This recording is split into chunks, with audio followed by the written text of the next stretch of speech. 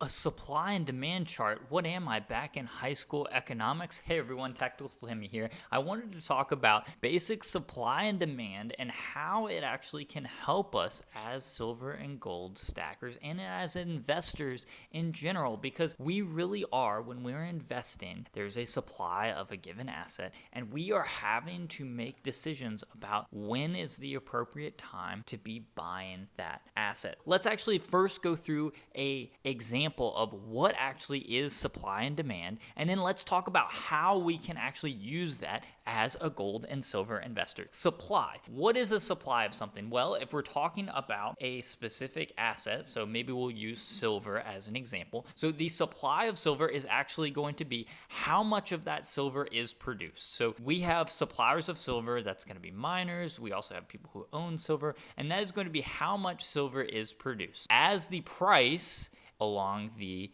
y-axis over here, as price goes up, they're probably going to be incentivized to sell more of that silver. So you'll see as price rises, they're going to be selling more and more of that silver.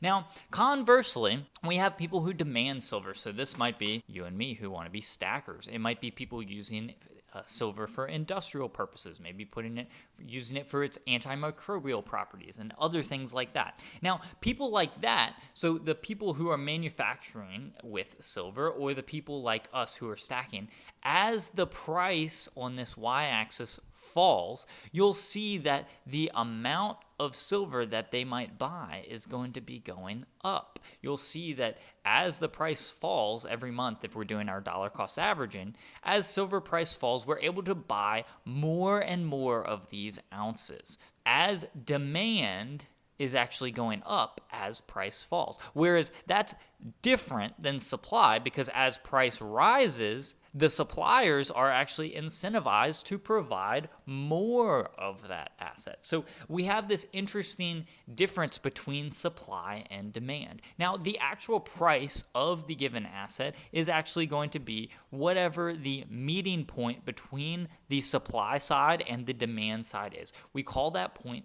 the equilibrium. And that's going to change given different changes to supply and demand. So let's talk about different changes that might happen, because this is what we're really going to be doing when we're using a supply and demand chart to think about what's going on in terms of investing. So let's give something from our last video. We talked about how gold was really rare and hard to produce, and the crustal abundance of gold is actually one of the rarest metals out there at the 0.004 parts per million. So it's really hard to find this gold out there. So what does that actually mean for gold's price? Well, if we get news that gold has become easier to actually mine, well, if gold is getting easier to mine, that means that these miners, it's going to shift. These miners will actually be able to produce more of that gold. And if you compare, the equilibrium price was up here, right?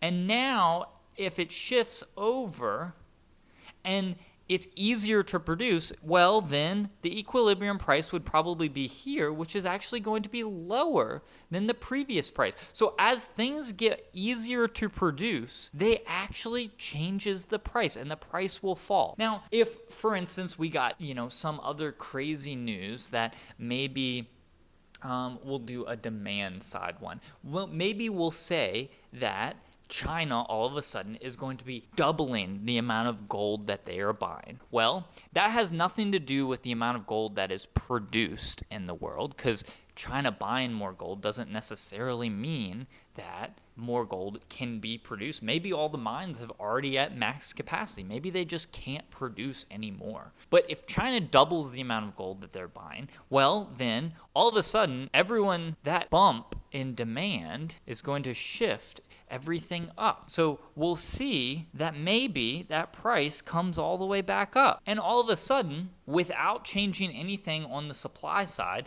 we just changed the demand side. We see that again, that price would jump back up and it would rise again. So we can use our supply and demand chart to actually tell us a lot about what is going on with the price of different assets. You can do this for gold, you can do this for silver, and you can even think about this in terms of the valuations of stocks or any other assets that you are purchasing in your investment portfolio.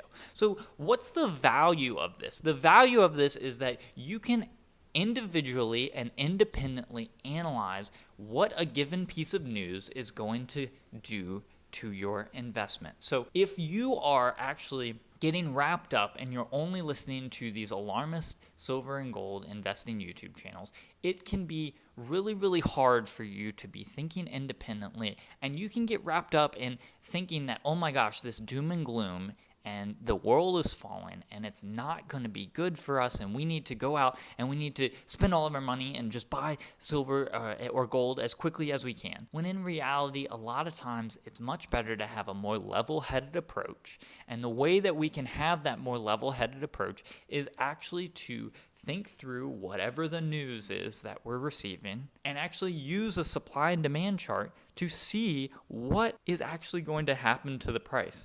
And I kind of doubt that anything we are going to see is going to radically shift the price super, super high in terms of the demand side. And nothing we're going to see, I don't think that anything we're going to see in the news is going to all of a sudden drop the supply significantly and cause a huge spike in the price. For the most part, the ability for us to mine certain things and produce certain things is pretty much set. We will see some fluctuations in the equilibrium price going up and down over the years, as especially, it gets harder and harder to mine over the years, but we get better and better at mining. We have more and more technology to use mining. So that supply side is going to basically balance out.